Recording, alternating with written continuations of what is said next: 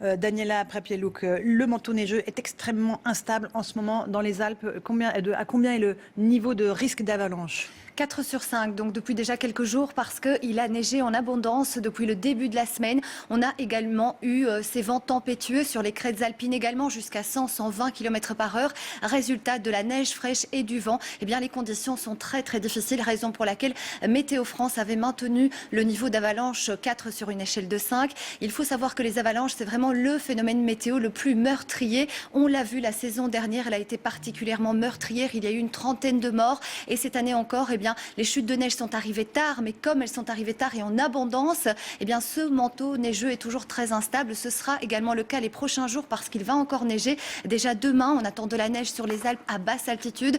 Dès 700 mètres, on attend 10 à 20 cm.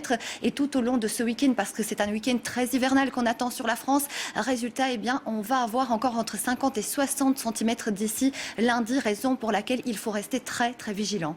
Effectivement, on est dans un niveau d'alerte maximum sur ces avalanches.